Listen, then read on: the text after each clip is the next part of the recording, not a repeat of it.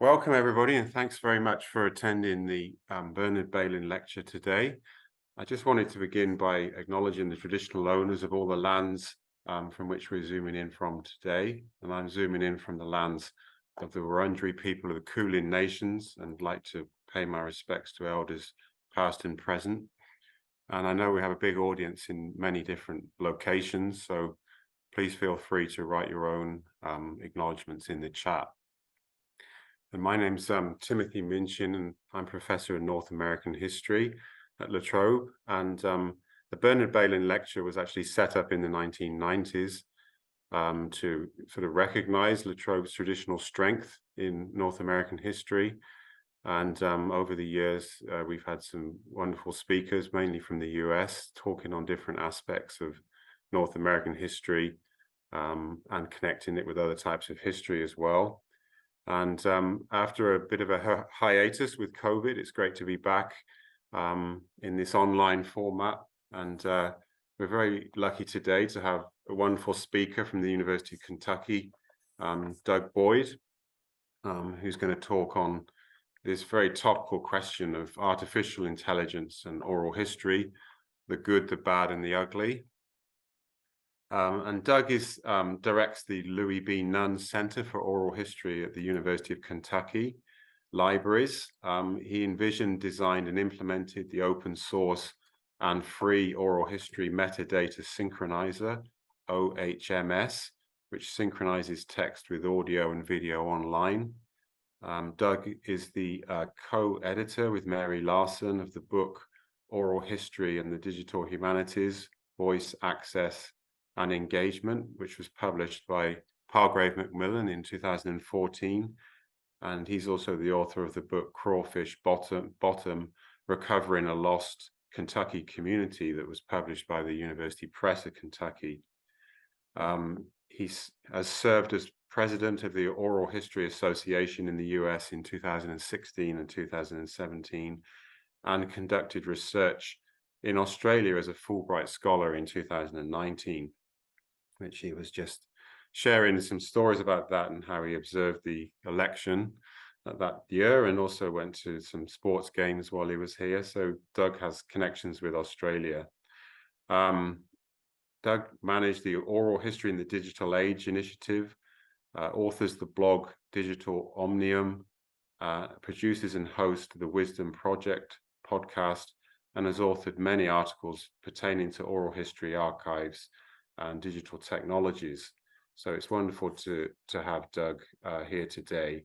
And just before we start, I wanted to thank La Trobe University for their support of this lecture, particularly the head of department, Kat Ellinghaus, and the Dean of the School of Humanities and Social Sciences, Nick Bisley, for their support of the lecture.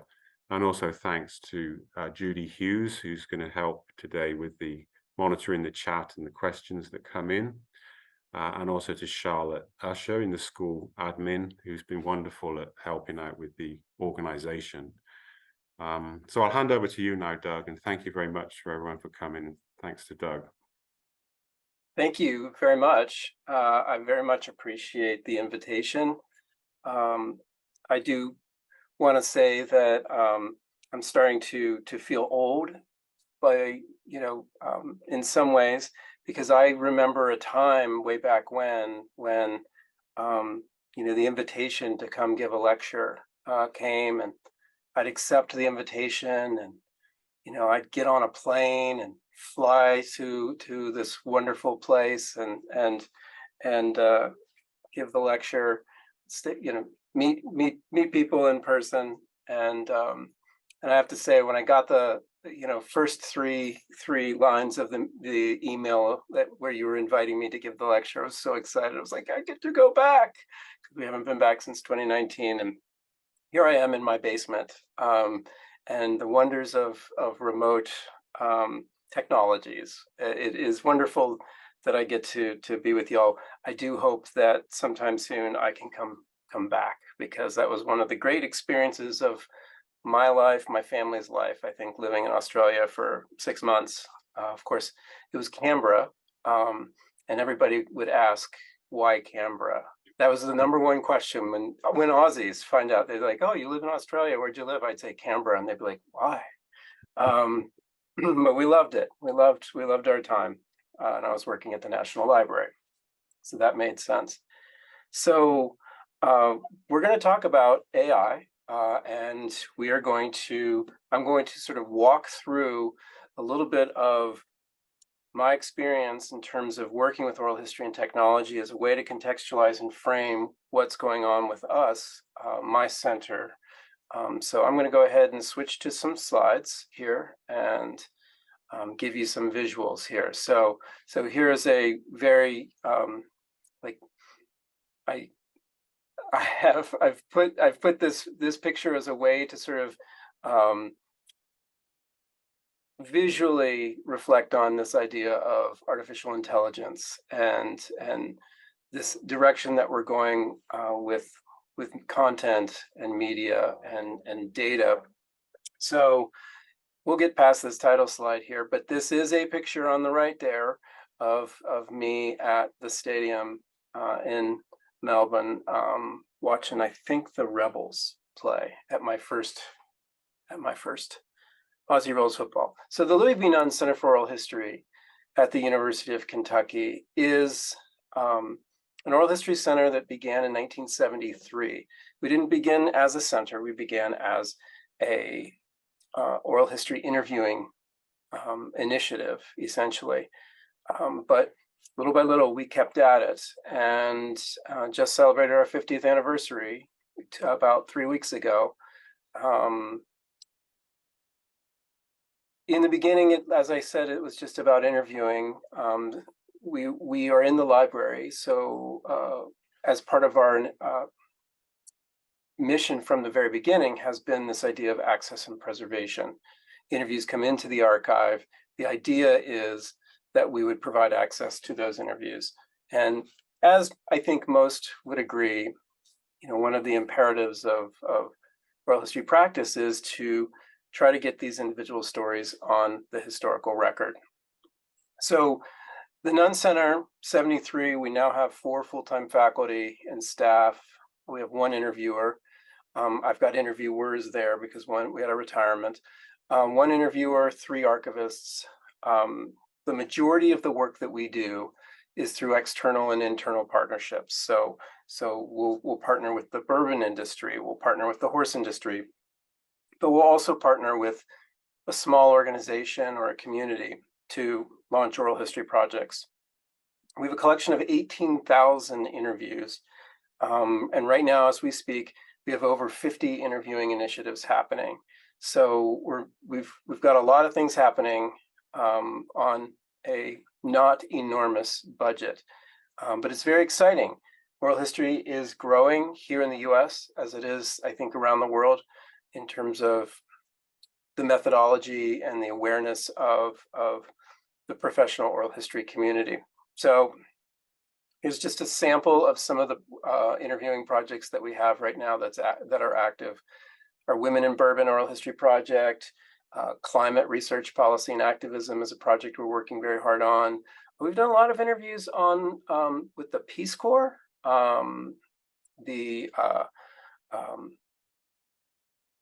it was a COVID era project and interviewing returned Peace Corps volunteers. And it was one of those projects that was just made for Zoom because these people live all over the world and we can interview them anywhere now. And it's wonderful. So we started that project in June of 2020 during COVID.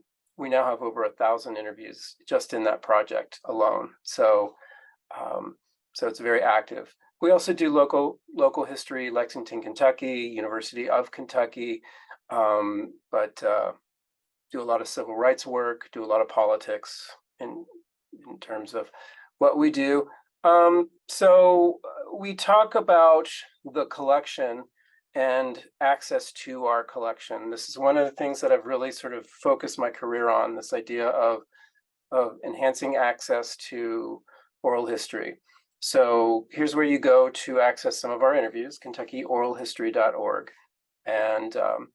And you can search, you can browse, you can actually listen, watch interviews, search transcripts, this is where you actually access that OHMS system that I created, which we will talk about. I think that when we think universally about, well, I'll back up and say that I think when I started my oral history career, I truly actually blessed to have worked only in oral history for all but a year and a half of my professional career. When I mean oral history, I don't mean I'm doing anything else. I'm literally archiving only oral history. I'm only directing an oral history grant agency. I am directing an oral history center that does just oral history. So I get to think about just oral history all the time. So I think about things like, for example, the year 2008. I'm coming back to the University of Kentucky to direct this center. And I think at that point, as it were the decade before that, the dirty little secret I think about oral history is that we could, everybody loved to talk about the interviews that they conducted. Everybody loved to talk about the communities that they engaged while they conducted these interview projects. But the reality was very few people were actually accessing interviews in the archive. And so when we have a collection of 6,000 interviews and only 100, 150 interviews would be accessed in a year, that's frustrating because there's a lot of material here. And so I spent a great deal of my time wondering how can we make these interviews more accessible to the general public? And, I think the bottom line is you need something to search. Untextualized audio and video is very cumbersome to access, to go through 300 hours of audio when there's no transcript. So we need text for discovery. Human-generated texts, human-generated transcript is expensive and labor-intensive and slow. And even when interviews are transcribed, it's still not connecting to the audio. Even when you would sort of present it in a digital environment, people would just throw up the transcript, search it, throw up the audio, hit play, but then you still have to kind of find your way around. And I use the analogy of a cassette when your favorite song was on the B side, the second side of the cassette, and in the middle, how difficult it was to actually find your favorite song and navigate to it. Those of you who are old enough to remember listening to music on cassette, you appreciate how hard we had to work to actually find our favorite music. And oral history was no different. Discovering information in time-based media is a challenge. And we couldn't do a whole lot of transcripts at the time. So in 2008, just to give you a sense, we had 6,000 interviews. Majority were still analog, few transcripts, limited metadata, no public interface. And I say 300, it was probably really actually 200 interviews were being accessed each year. So again, I focused a great deal on accessibility, getting these interviews, enhancing access. So I created this OHMS system, 2008. OHMS really did one thing in the beginning. It allowed you to search a transcript and click on the time code that corresponds to the moment where your search hit actually takes place or appears in the interview. And it connected your textual search to the audio and the video of the interview. Very simple. A few years later, I implemented the indexing system, quite frankly, because we couldn't afford to continue to transcribe everything. So in an index, you can create a range of metadata about the stories that are being told throughout an oral history interview. Title, partial transcript, synopsis, keywords, GPS coordinates, things like that. So you can allow the researcher to dig in and get a sense for what that interview is about very efficiently.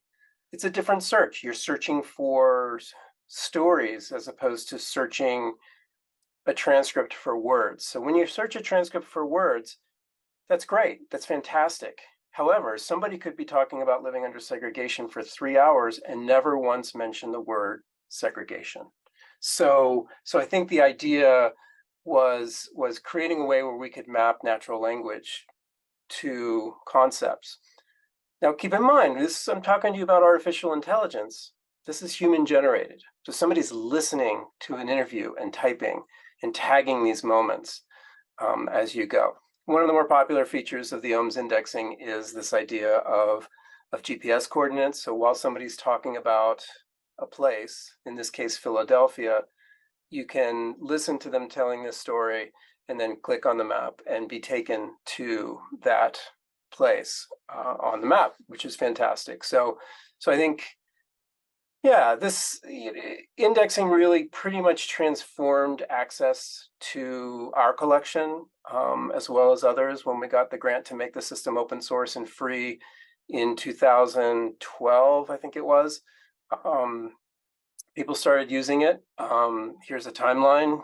Got the grant in 2012, 2014, it became available. 2021, over 700 institutions in 60 different countries are now using this OHMS system to enhance access to their collections. And it really did make a difference to our collection here at the University of Kentucky, where we, now have 18,000 interviews. We have about 6,500 interviews that we're providing enhanced access for. So that it either has an index, a transcript, or it has both. We are generating about 500 new indexes times summaries each year. So 500 interviews going online each year for researchers. And last year, 238,000 interviews were accessed around the world. So we've gone from 200, 300 interviews a year now to 238,000 interviews being accessed around the world. So it really has transformed access to our collection, as well as so many other people's collections around the world, which is really gratifying. And I could tell you all kinds of stories about that, but that's not what this talk is about. We're going to talk about AI. So this idea of taking the process of oral history, where we're conducting an interview, we're going to deposit it in the archive, and then somebody's going to take off work and travel to your archive and sit in a research room and listen or read transcripts, really was not working, especially for oral history. And so the internet comes along, but not just the internet, because it really took an additional push, tools like OHMS, to enhance access so that these interviews would be available to a wider audience. So once again, though, we're talking about the AI aspects of this. So this is AI is something that I think a great deal about. So back to this kind of semi-weird picture. When I break down this idea of the good, the bad, and the ugly, it was actually really a fun exercise for me to go through. And it's sort of thinking about how I can, break this down. I think in retrospect, I would have actually reversed the order, the ugly, the bad, and the good, so we could end on the good note. But I did structure the talk based on the good, the bad, and the ugly. So be warned. But essentially what I'm talking about, I think, with regard to the good, I'm talking about access and discovery. When I'm talking about the bad, we're talking about the privacy issues and the bias issues that are really ever present and intensified potentially by AI, and we're going to talk about that. But then we talk about the ugly, and we really get into this idea of post-truth authenticity challenges that are going to be faced by the field of oral history, for sure. So let's focus on the good. Let's talk about what we're doing at the Nunn Center, what I'm doing in terms of access and discovery with regard to AI. The Nunn Center is going to be implementing, and already has implemented on some level, AI as a way to process information in our collections. We talked about OHMS, right? OHMS is this great thing. It's been wildly successful. It's still human generated. It's still labor intensive and requires text still for search. So how are you going to create that text? You're either going to create it using a human indexer who's going to listen and type, or you're going to take a transcript and you're going to create a transcript. In the past, a human would sit down. The best transcript has always been the human who sits down and types word for word. They're never perfect. But we try in oral history to get them as close to perfect as possible. And by perfect, we mean a verbatim representation. So the holy grail for oral history has traditionally been speech recognition. That people have been waiting around and talking about that for 20 plus years, thinking it's going to happen, and then the experts would say it's never going to happen. It's always going to be flawed because accents. That it's not just about the Australian accent versus the American accent versus somebody's accent in Niger. It's about accents, even the regional. From region to region. Here in Kentucky, you can go from county to another county and have a different dialect, a different accent, and it can be very thick and very difficult. Machines would just really traditionally struggle, I think, with heavy accents. So it would get a lot of things wrong, and I periodically, about every year, thereabouts, dive in and test the most popular speech recognition systems. And this one, I did do a test, and this is an example of what that test looks like. I go in and identify where it gets things wrong. Here in the yellow highlights, you see where it made a guess and it got it wrong. In that first example, Claremont versus Claremont, it's a different spelling. Claremont is California. Claremont, as spelled with an E, is in Kentucky, which is where the Jim Beam distillery is located. And that's a common mistake. And if a transcriber doesn't look up, where the Jim Beam distillery is, they might make that same mistake. So other things where it just flat gets it completely wrong. So further down on the left there, you see bar sounds. They're talking about a town called Bardstown, Kentucky. And it just completely gets this wrong. This test was run a few years ago, by the way. So, but many of the systems still, I did a test, and many of the systems will give that very similar results. So it gets me thinking about, what do we really need from speech recognition as a field? So, when we talk about traditional transcript and the role of the transcript in oral history, especially in the archive, we're really talking about accuracy, verbatim, perfection. We want perfect, and perfect is a very difficult bar to attain. So that makes it expensive. And I started thinking about, I started this thinking when I was in Australia. I started thinking, well, what if we used speech recognition not to achieve perfect, but what if we used it to get to mostly accurate, mostly verbatim, good enough? Would it be useful? And so the answer is yes, because we can go to, a graphic where I'm going to show later on, the searchable terms are pretty accurate, I think, in speech recognition. The terms that people would normally search, I guess that's what I'm saying, is the terms that normally would be searched are pretty accurate in general. Not perfect, but accurate. So as I said, I did a test, and we're going to do a quick test here, all right? Human versus the machine, all right? We're going to listen to a 1-minute clip, all right? So this is taken from our Black Women in Bourbon Oral History Project, all right? This is an interview with a woman named Fawn Weaver, who launched a distillery because it's called the Uncle Nearest Distillery. And she discovered the story of Uncle Nearest, who was the enslaved person who worked for Jack Daniels in Tennessee, who taught Jack Daniels how to make whiskey, all right? And she's launched this whole new distillery and this whole new brand. All right, so here we go. We're just listening to 1 minute. All right, here we go. Tell me about Fawn before Uncle Nearest Premium Whiskey. I was same person. It just different focus. But I've been an entrepreneur my entire life and an author for the last 15 years. And all of that has just kind of come together with this particular project. But Fawn before, Fawn after, same person. So I read that you first learned about Uncle Nearest's story from a New York Times article that was written by Clay Risen, who you share a birthday with. Yeah, love Clay, love Clay. So what did Nearest Green's story mean to you as a Black woman and also a whiskey drinker?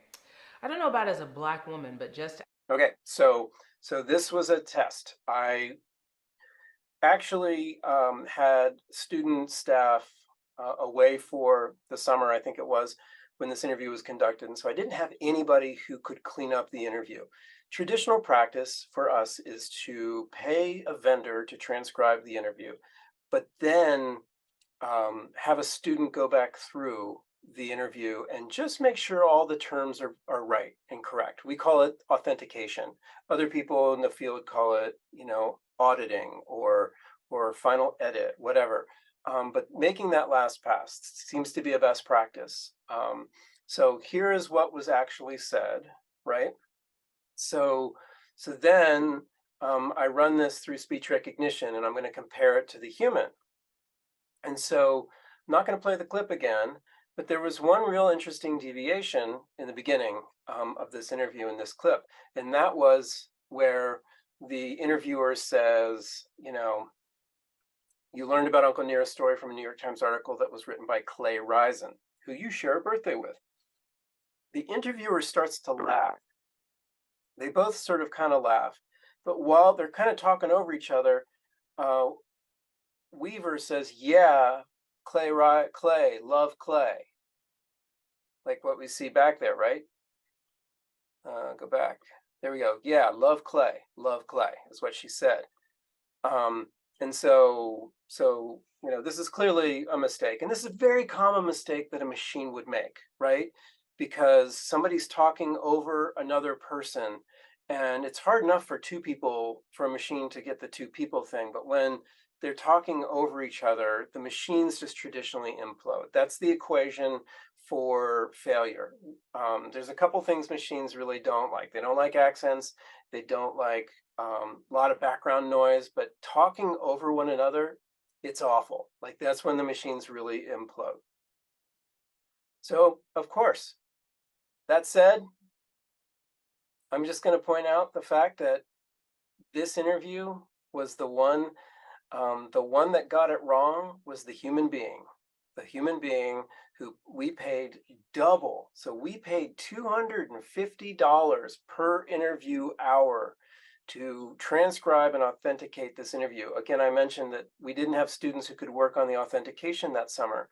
And so we paid the transcriber double the rate. And this is a company we've used for 20 years, and they're one of the best in the business, truly.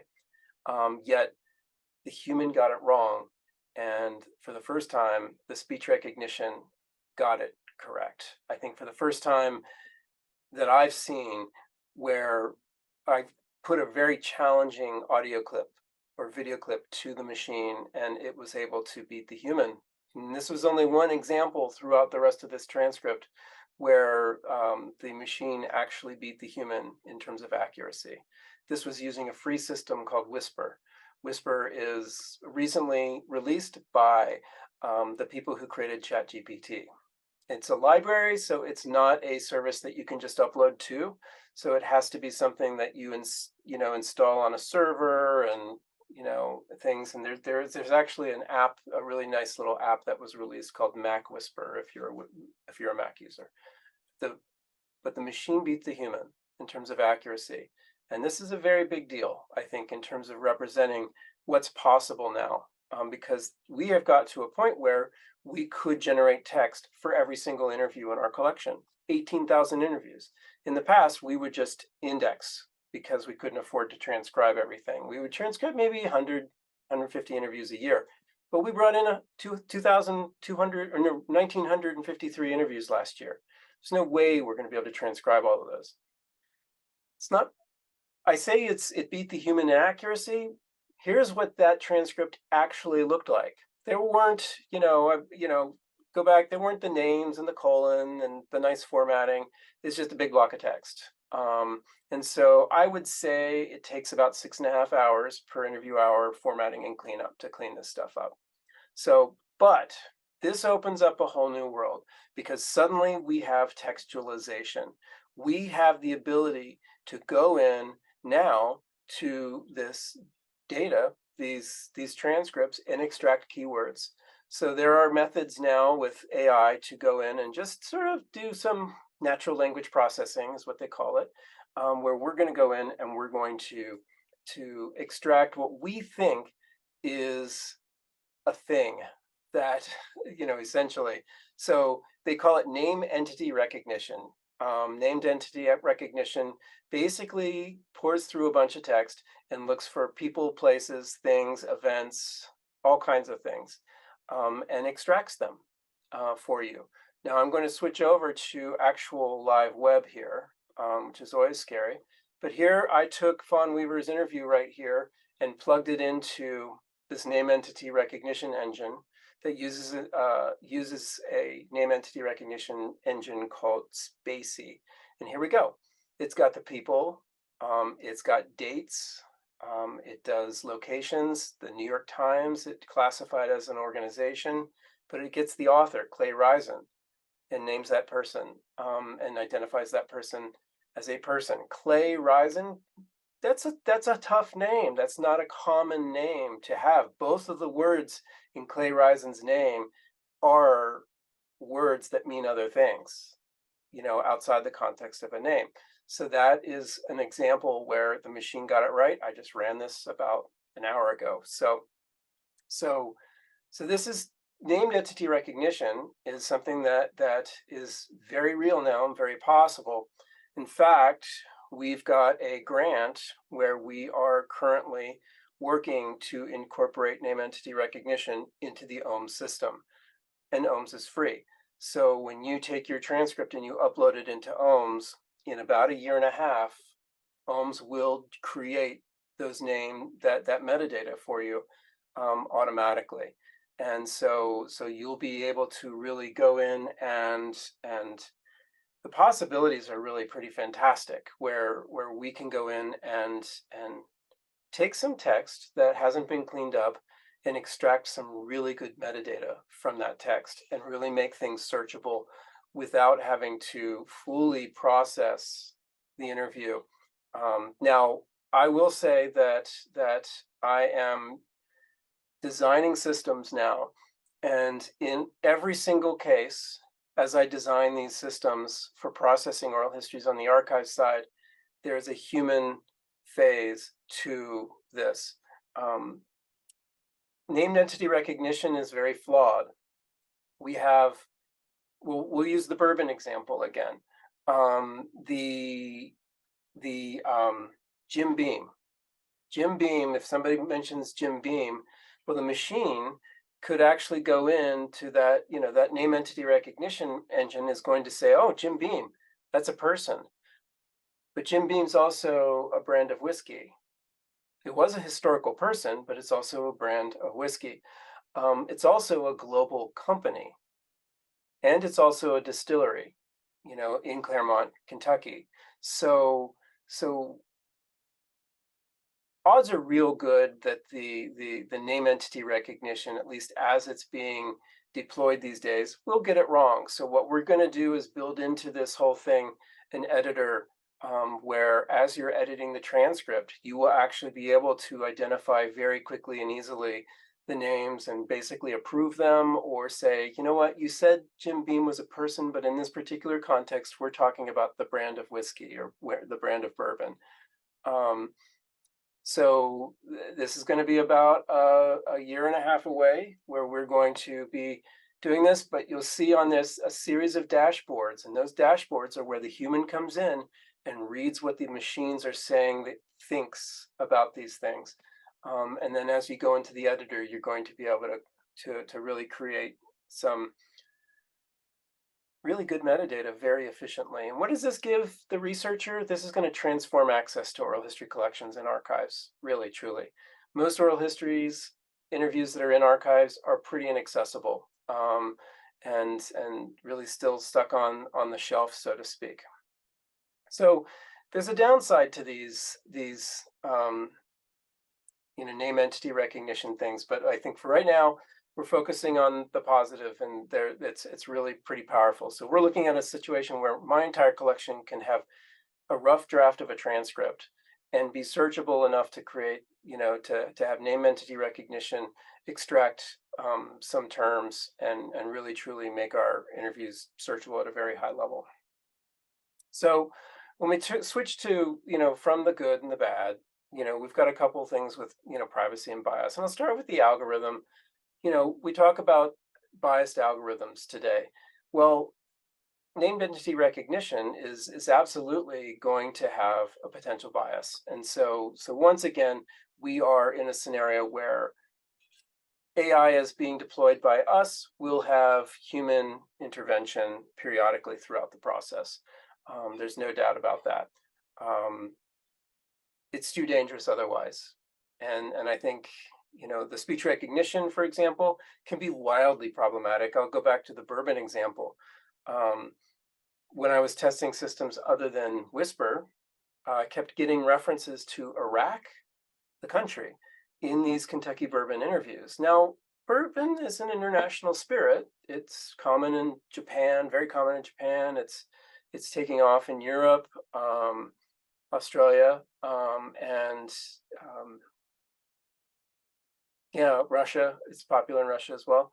But Iraq is not one of those countries where I would expect them to be talking about this. And so I ran the speech recognition, I ran name entity recognition, and it kept pulling out all these references to Iraq. Well, what's happening is it's making a reference to the rack house. And the rack house is the warehouse where they store the bourbon barrels, where the bourbon ages. And so again, blindly using artificial intelligence and natural language processing is just not going to cut it. So the human being has to intervene throughout this process. And again, creating these dashboards.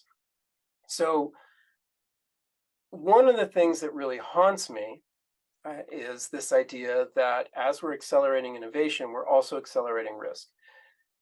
The OHMS has really transformed access to the Nunn Center's collection. That's a given. It's fantastic, and I love sort of touting that.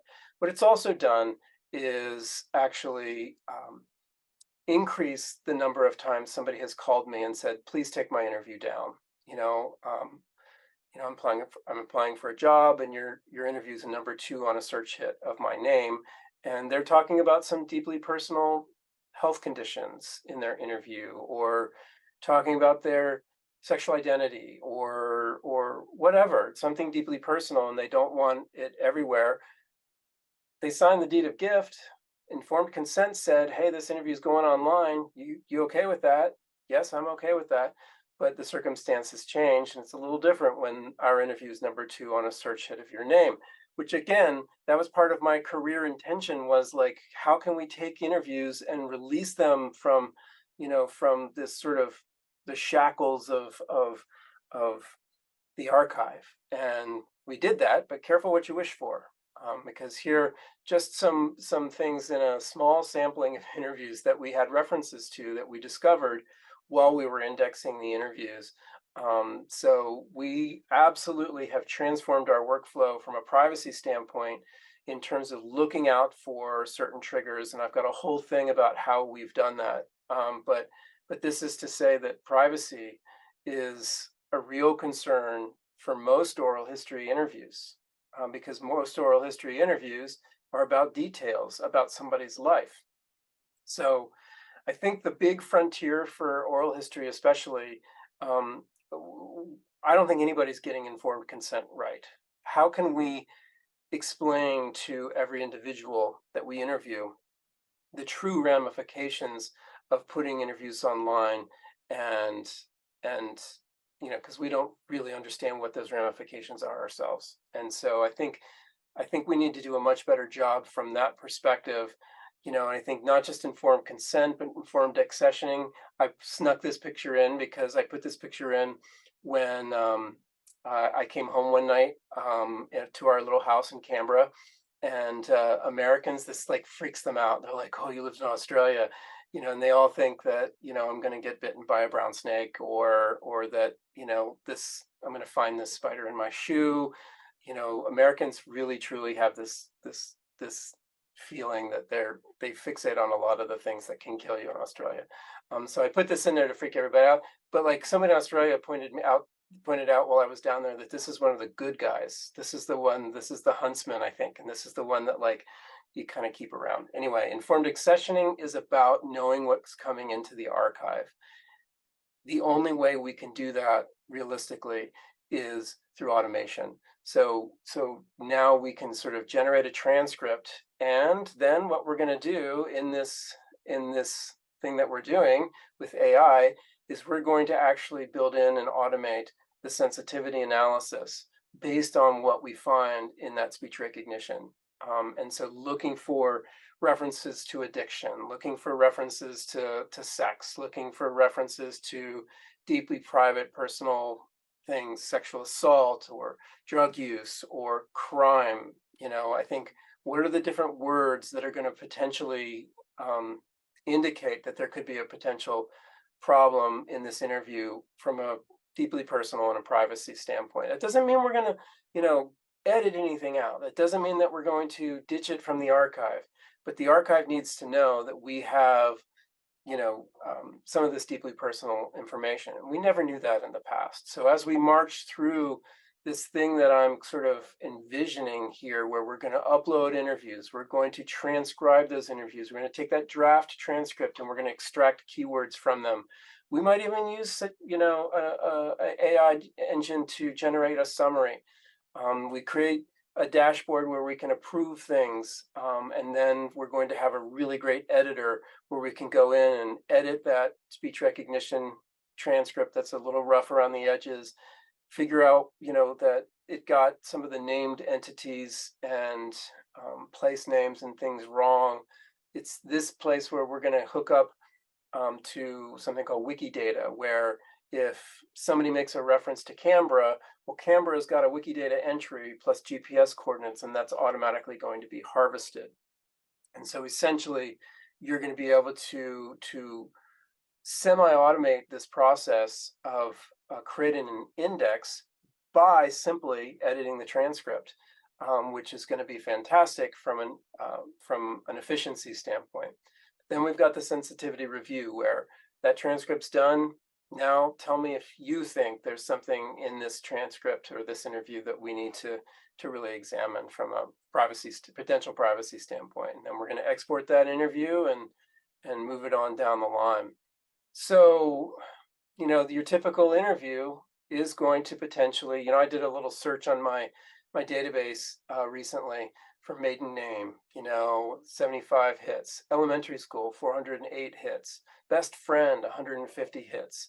So if we were going to reset our credit card password, those are 3 questions that we would use to reset a credit card password. So I analyzed 4 minutes of an interview that is the most friendly interview, the least dangerous interview I could find, right? So this is an interview with a returned Peace Corps volunteer.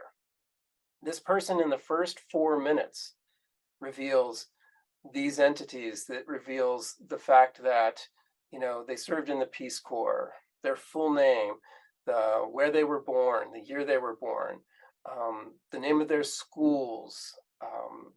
They went to, in this case, they went to Notre Dame University.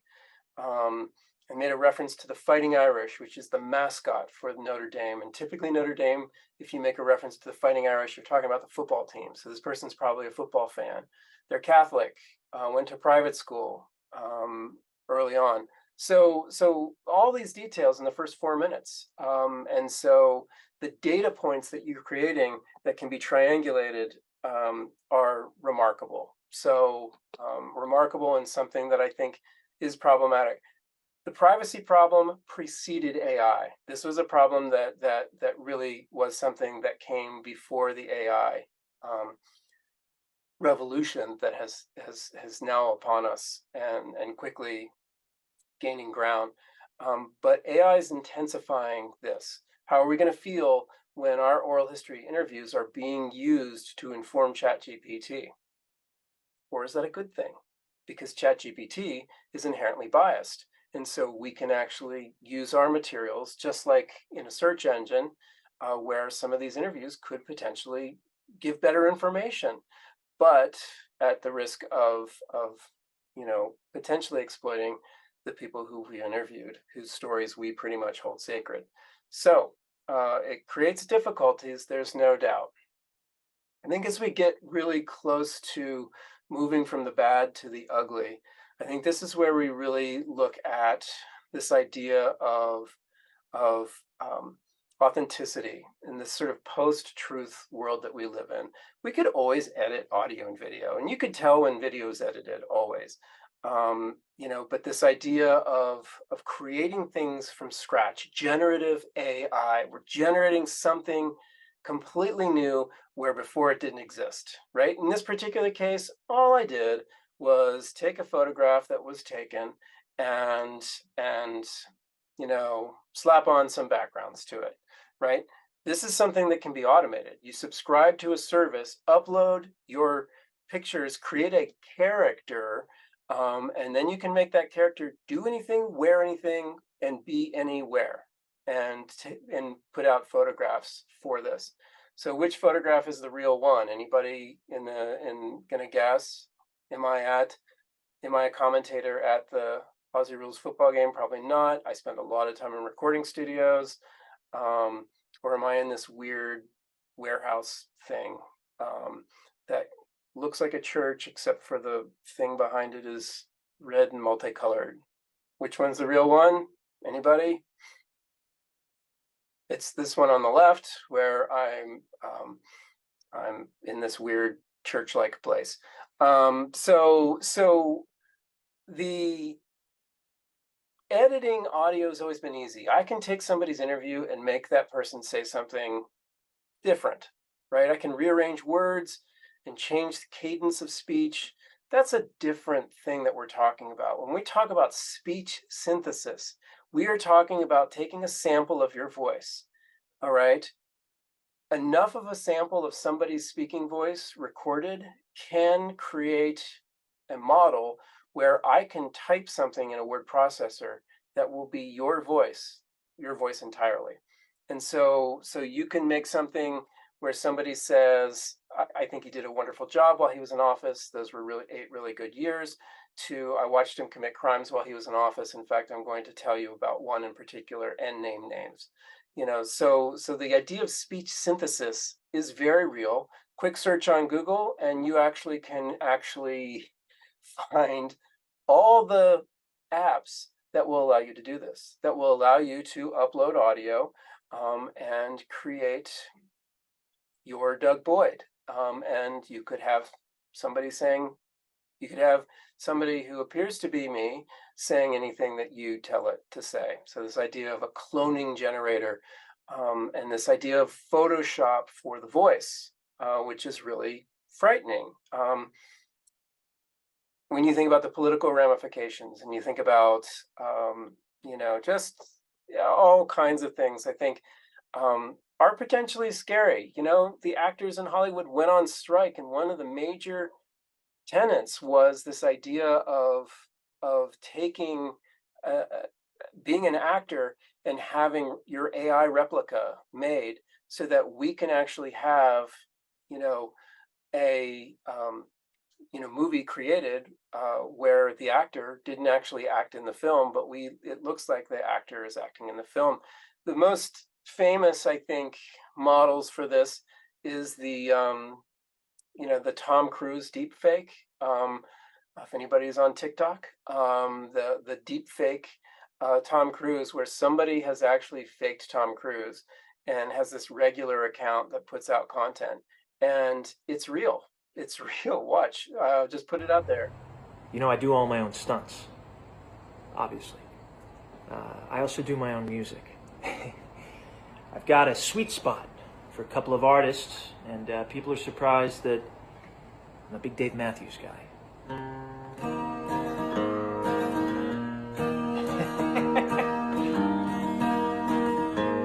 Sings like an angel. You got your ball. All right, so that's enough of Tom Cruise, fake Tom Cruise singing Dave Matthews. But that's Tom Cruise's laugh.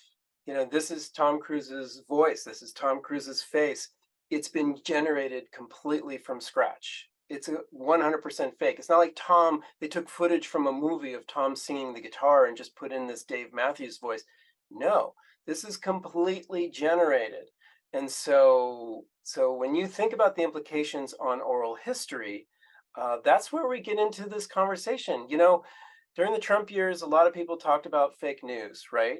Well, it's inevitable that we're going to move into fake history.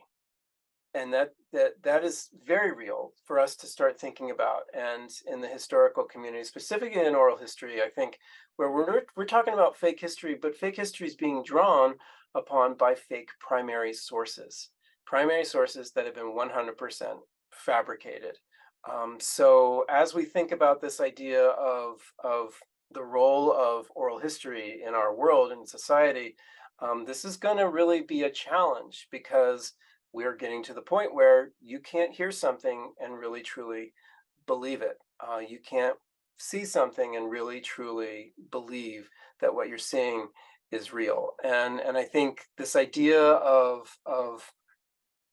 this new emerging role for historians and archivists, where our focus is really going to be on being authenticators in some ways, of saying this is a real interview, and here's how I'm going to tell you and prove to you that this interview wasn't a complete fake that was concocted in 17 minutes by a teenager on a computer. So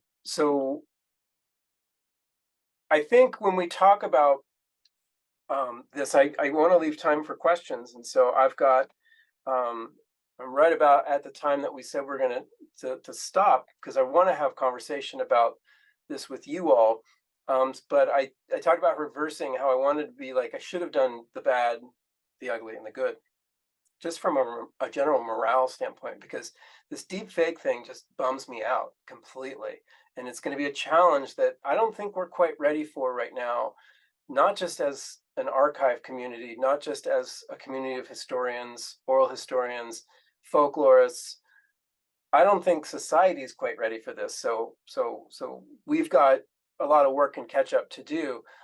So this past summer, I got to spend a couple of days in London with Al Thompson, and Al's not here. I think Al told me he got the dates wrong, and he's going to have to watch the recording. So Al, I'm making reference to you while you're watching this recording. I did this while we were in London, because we were both participating in a symposium at the British Library, and everybody was talking about AI and ChatGPT, and how ChatGPT is going to kill the research paper as a genre, and how our professor is going to handle that in the classroom and whatnot. And so while I was on stage, I actually typed into ChatGPT a prompt: construct a fictional oral history interview transcript for an interview conducted by Australian oral historian Al Thompson, and focus the interview on the concept of fatherhood in Australia.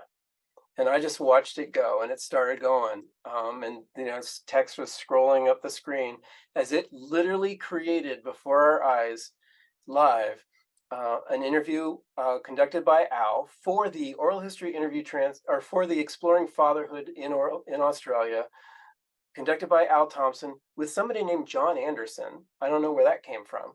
On this date, May 18th, 2023, I think that was where the date I put in the prompt. It's 30 minutes, and it begins with Al Thompson saying, "Good day, mate," which couldn't be more biased, right? I mean, I think here, I'm asking ChatGPT for an oral history interview conducted by an Aussie, and it starts throwing around "Good day, mate," and I'm Al Thompson, your friendly Australian oral historian. Today, I'm thrilled to have a yarn with John Anderson, a true blue Aussie dad from Sydney. We'll be having a fair dinkum chat about fatherhood in Australia. Welcome, John. So I was going to try and squeeze every Australianism in there, stereotypical Australianism, into that first paragraph. But it goes in, and if you were to subtract out the sort of quirky Australia-isms from this transcript, there's actually some really interesting, intriguing stuff being talked about here. and this person is reflecting on fatherhood, which was one of the features of or focuses of Al's most recent, I think, oral history initiative, or one of them. So, getting into gender roles and how they've loosened up and, redefined things for fathers and, it really, if you again can filter out some of the ridiculous, there's some real there. And just know that at that point, there's enough Al Thompson that has been recorded that we could actually model Al Thompson and get him actually speaking in an interview, potentially with John Anderson, who we make up from the ether. So I think this really is going to push the limits, I think, of our practice in ways that we don't know, really. And I think this idea of the interviewees that we work with, when we talk about shared authority and we talk about, trust, it's going to be really a challenge moving forward as these interviews become available and start to get reused and become data. Somebody's life history is going to become data that is informing these AI models. And we're going to have to grapple with that. So I'm going to turn this over to the Q&A now, and we're going to move away from Al's interview with the fake Australian and open the floor for some questions if you have any. Yeah, thank you, Doug. That was a really wonderful, far-reaching presentation, really thought-provoking. I think there's a lot to really reflect on there. So the format is you can type questions in the chat, and Judy is here helping to moderate it as well. So does anyone want to start?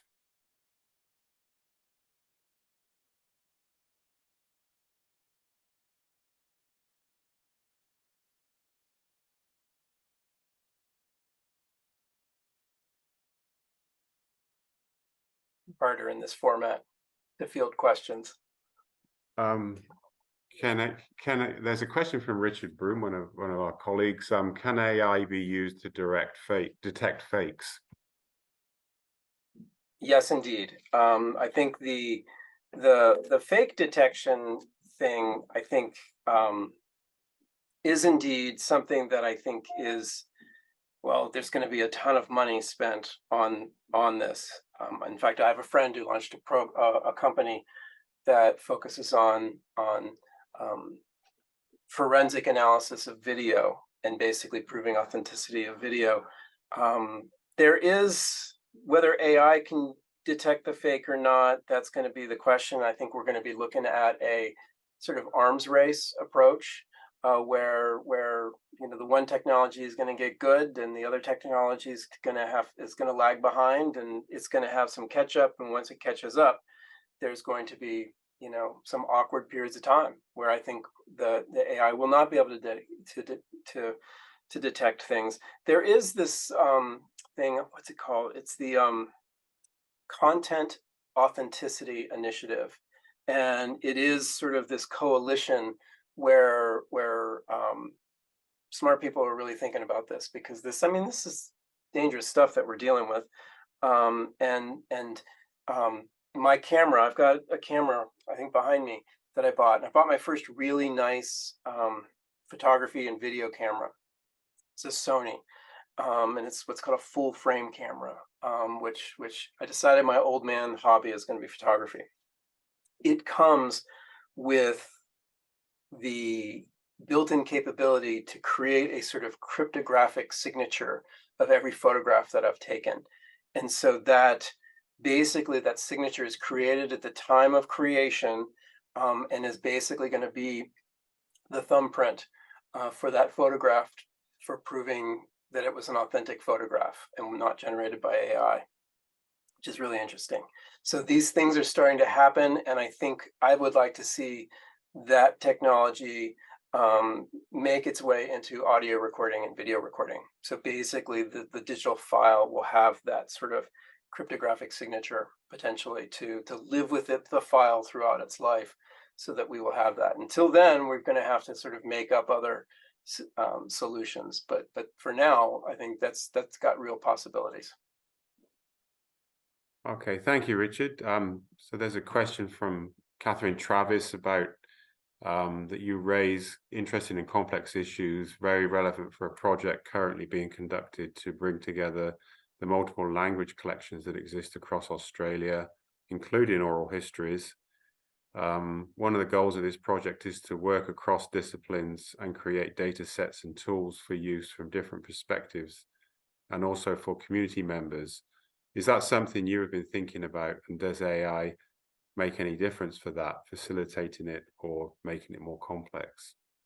Absolutely. No, I think about this all the time, and I think, getting back to the good of what we can get from this, when I talk about how speech recognition, people just 10 years ago were saying it's not going to happen because, it's going to take these models and you're going to have to teach the machines your model. And if the language, even the accent shifts, the machine's going to struggle. And the difference 10 years ago was we didn't have supercomputing and AI, as a way to crunch through this data so much more efficiently and effectively. And so the ability to do that is really moving forward very quickly and very powerfully. So this idea of doing this project that is going to bring together multiple languages and these multiple language collections, again, 10 years ago, they would have been like, never going to work. Good luck. But the models are now teachable and iterative. So this idea of feeding a language into these machines that is actually going to potentially, be able to continue and live and be dynamic as every update happens. I mean, I think speech recognition is an interesting example, because technically each time you upload an interview into somebody's speech recognition model and you make a change or correction, you've just taught that company's model.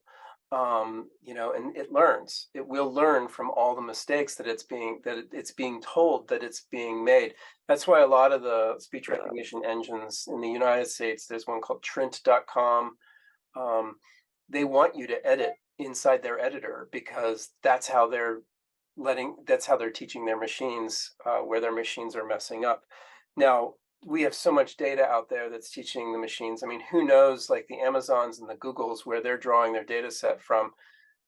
I mean, YouTube is one of the most amazing data sets for speech recognition out there now. And so this idea of then applying that potentially to indigenous languages is going to be really exciting and I think really interesting. I mean, more so that, not just indigenous languages, but I think we're going to see some real possibilities there. And I think this is absolutely something that I think AI will make a big difference in doing and doing successfully. Yeah, thank you. I'm just going to combine a couple of questions about the implications for the sort of life narrative methodology, and how are you planning to continue to provide access while protecting privacy? Yeah. I really, this was one of the focuses of this conversations that we were having at the British Library, and I think this summer, and I think part of the goal was to advocate for the life narrative approach. Not everybody buys into the life narrative approach. It's labor intensive and it's costly, and there is this idea where, I could interview 15 people 1 or 2 times, as opposed to interview that one person 15 to 20 times. And I think that's something that I think is really, so we were brought together to kind of talk about what are the advantages of the life narrative approach. And the life narrative approach really, I think, shines from a detail standpoint, like a really nuanced detail. That's what it does really well, is because it gives the space for people to kind of explore this really high level of detail, which is really fantastic. The problem is it is got so many data points that I think the ability, really walked out of that symposium thinking, oh my gosh, like, do we need to wait till everybody's dead, before we unrestrict their life narrative oral histories? And because we have some projects where those interviews are out there and people are excited about them being out there. But it really pushed me to think, do we really need to, again, informed consent didn't really cover that. When you just said, well, there's this internet thing, and we're going to put these interviews online, and it's going to be really cool. It's going to be searchable in this really cool system that's going to link people from the moment you say the moment where they read something to the moment where you hear it and read it and all of that. And it just really, I think really, yeah, I'm torn about that approach now and its availability. And I think starting to think about ways that in my own collection strategies, how can we actually limit access? I think first part of my career, I joked that like people would kind of roll out Digital Doug and talk about all the magical things you could do, and then OHMS came along and it got even more so. But now I'm coming out and saying there are all these things potentially wrong with this approach of what we're doing. And so I'm having a crisis, I think, in terms of that. And we are starting to talk about implementing a click-through before somebody can access our interviews. So each time you say, I want to play an interview, having a statement come up that will, hopefully try to prevent bots from harvesting it automatically. And just basically tell people, that, what I feel like the archive should be telling people from an ethical access standpoint. So we're going to implement that in 2024, which 10 years ago I'd have been like, that's a barrier to access. We can't do that. And I've definitely flipped on this a little bit. I'm still an advocate for enhancing access to the interviews, but very more mindful of what interviews are appropriate to be out there in this world, I think, in this moment. Thank you. There's a good question from Ruth Gamble about how does AI technology work across languages, and does it break down or reinforce English's hegemony? And will we be able to include smells and other senses in interviews soon? Oh, yeah, that's a different question. But yeah, but like, let's start with the language thing. The language thing is, I came in with the same assumption that is implied in this question, that it's just going to be very, English focused. My center is doing a partnership with Westchester University, which is a university in Pennsylvania. Westchester University is doing this. Their students are working in a collaborative oral history project that's happening in Germany, interviewing Ukrainians. So Ukrainian students who have left Ukraine. And so these interviews are in Ukraine. And so they were like, they send me this email and they're like, well, are you guys going to be able to transcribe this? And I was like, oh. And then I looked, and the system actually does it. And so we were actually able to actually create a Ukraine transcript. And so I sent it back to them thinking it's not gonna be good. It's not gonna be good. And they came back and were like, hey, this is pretty good. That was their feedback. And I was like, oh, that's amazing. So I'm looking at Whisper right now, and Whisper, sure enough, will do speech recognition in Afrikaans, Albanian, Amharic, Arabic, Armenian, languages I can't pronounce, Bashkir, Basque, Belarusian, Bengali, Bosnian, Breton, Bulgarian, Catalan, Chinese, Croatian, Czech, Danish, Dutch, English, Estonian. It goes on and on. Like it's Haitian. That's one that I've always thought, because I have a collection of 125 interviews with Haitian Haitians who survived the 2010 earthquake. They're all in Haitian Creole. And it's one of the most expensive projects for us because to transcribe Haitian, we're like paying like quadruple, what we would pay just somebody to transcribe a typical English interview. And yeah, so I think AI is really crossing over and might be the thing that breaks apart this English hegemony and gets us pretty good translations potentially as well. So it's not just about creating the transcript in that language, but they're also creating these translations that are pretty good. And we've all seen, I don't know how much anybody else has messed with like Google Translate and things like that. In the beginning, it was like, oh, you can't trust it. Now you can use these apps like on your iPhone to have a pretty accurate conversation with somebody in real time. If you have a good data plan, international data plan, you can actually have a conversation with somebody in a language you don't speak. And that's pretty fantastic. So I absolutely think that the smell, that's going to be the smell, taste, thing I think is going to be interesting. I think there's going to be a lot of focus on visual for a long time. I think we're going to get into like 360-degree video. I think that's coming.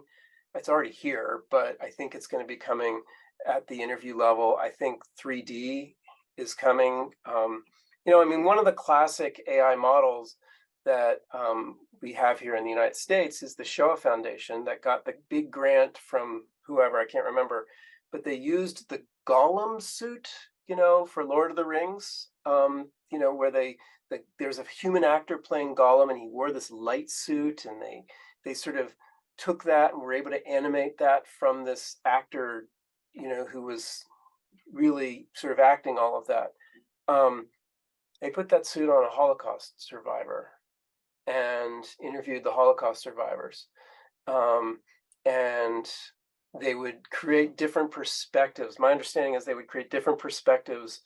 So they'd have like a child interview that Holocaust survivor. They'd have a man interview the Holocaust survivor. They'd have a woman interview the Holocaust survivor. And they do this data set of all of these things. And then they have an enormous data set of 52,000 interviews with Holocaust survivors. And then they create a hologram of that Holocaust survivor.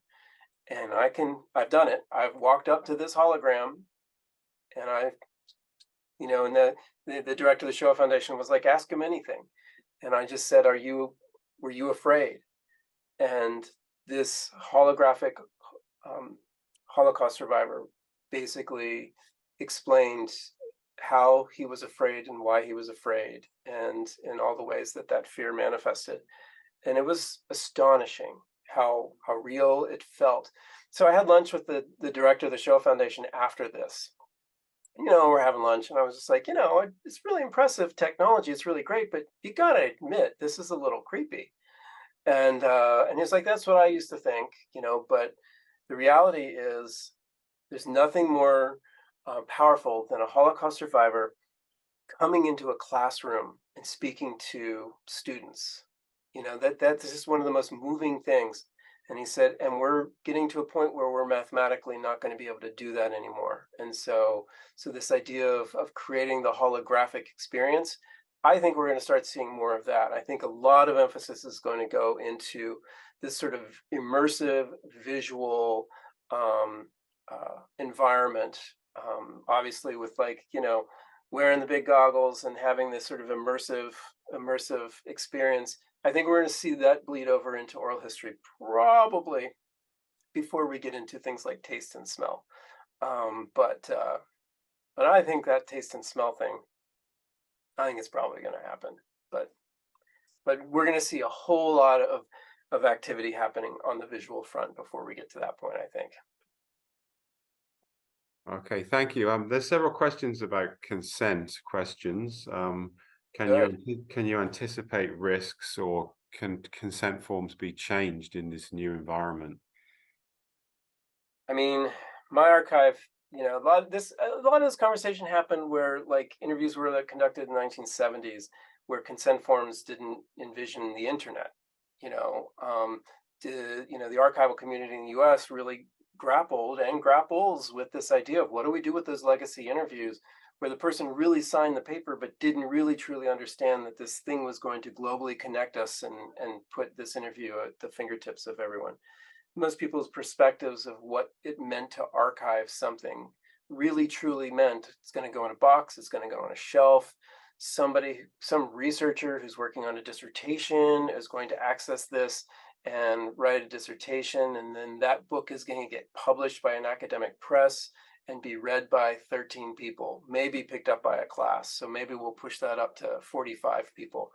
But the limited audience just made the privacy implications, and the personal, deeply personal implications of what's in that oral history interview very minor, because it just, it's about scale and risk. But now I think it's different. So the Nunn Center, kind of pushed through the that period of time with the sense of, well, we're just going to be very vague. You're turning your interview over to the archive, and the archive, the rights are transferred. But we're not really getting into that. Everybody's kind of putting in a future technology clause into their archival deed of gift that says, in all future, delivered by all future technologies. There's a legal way of saying it. I can't remember what it is, but it's like basically all future technologies that we can't even envision yet. So that legally covers us, but that's not the same as ethically. And so from an informed consent, right now I'm with our project partners, I'm bending over backwards to say, look, you need to really acknowledge to individuals that their interview is going to come into the archive, but it's meant to be heard and it's meant to be listened to. And so we're big about providing future interviewees with links to previous interviews that show the system that they're going to be delivered in. Currently, something's going to come along and replace my own system. I promise. I know that's coming, and that's okay. But it really helps, I think, to show people, at least now, what a sort of enhanced access to their interview looks like. But there's no way we can really envision all the ways, somebody can reuse that interview after they've downloaded it and played around with it. Now, we don't allow downloads generally of our interviews, but it's, people can pirate these interviews.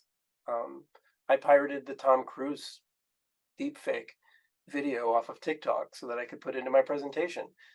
People can do these things, and so I think we've got a lot of work to do on the informed consent to really explain. I think the main thing is to overemphasize this idea of what is happening when you give an interview to an archive in general, and that is that somebody is going to listen to this, and that somebody could be in a different country working on something entirely different than this oral history project that this interviewer is currently working on.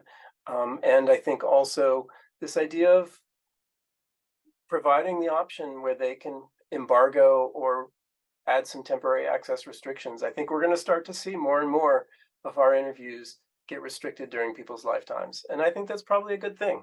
That not every interview should be online today in this moment. And that's definitely a big shift career-wise for me in terms of messaging, where I'm moving into this different zone where I'm really thinking about the intersection of ethics and technology a great deal. Okay, I think we'll just have time for one more question because pretty much out of time. But do you think that AI will make people more unwilling to have oral histories recorded? Was one of the questions. Yes. There's no doubt in my mind. I think, when Facebook and social media first came about, people were putting things on there that you just knew, like, if you were an adult at that time and you looked at that and you're just like, you are going to regret putting that out there in 10 years. Why did you do that? And I think what social media has turned into is for a lot of people, it's turned into a very highly curated version, of themselves. And so people got a little bit more discerning about what they're going to put out there. And I think that's going to bleed over into this because as people discover and understand more fully the possibilities of the technological landscape that we're going to be living in, I think we're going to get a lot of reluctance in terms of people willing to share. And I think if they're reluctant, I want them to be reluctant because, again, from an ethical standpoint, I think I don't want, and I get calls from people who 10 years later say, I knew it was going online. I just didn't understand it was going to be a number 2 on a Google search of my name. And I'm, I have this deeply personal moment in this interview. Please take it down. And I think that's very real. And right now, I think we're in a phase now. But as we proceed through this phase, I think we're going to start to see people curate their life stories a little bit more in a more controlled way, just as we sort of curate our social media profiles, some of us. And I think that's going to come with some great hesitation to participate in oral history. And we're going to have to come up with ways that I think assure our narrators or interviewers that we can properly take care of their interview and curate it effectively and safely. But the reality is, again, just as anything digital seems to be something that somebody can pirate and somebody can misuse. And I just don't want it to happen on my watch using my material, in our oral history collection. So we're going to continue to try and explore ways that we can continue to protect, our interviewees. Yeah, thank you. But I mean, I think there's a lot of positive in what you talked about. I think the increase in access is a really good thing that you gave the data about how, it increased to 238,000 accesses. Yes. As you say, when in the sort of old model of it being a transcript or a recording in an archive was actually very limited in the number of people that would use it. So yeah, my favorite calls to get, I get takedown requests, but my favorite calls are when somebody calls and says, I was able to discover your interview with my great grandfather and I'd never heard his voice. Thank you so much for preserving this story. And I've got these great stories in our archive of global discoveries happening of, that are just making the world a much smaller place. And I think really sort of playing into this idea of why we all got into this business in the first place, connecting people, connecting stories and creating new meaning. And I think, I think that's happening on a very large scale already. And I think AI is going to intensify that. So we're going to intensify the good that's happening from this. And I think in this world, especially here in the US, where it's just so divided politically, but so divided culturally, this idea of people actually listening is so important. And whatever we can do, I think, to take this oral history thing that we are doing and getting people to kind of listen and connect to the material and connect to each other, I think is just so important right now. Yeah, thank you. I think that's a really good thing to hold on to and to have as a sort of take-home message. Thank you so much, Doug, for giving us this great lecture. And we hope you can now get some rest before you go to bed. And thank you to everyone for attending.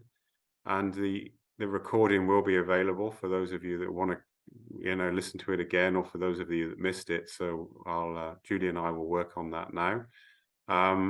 And thanks to everybody, and hope you all have a great day. And thanks for attending. Thank you. Thank you.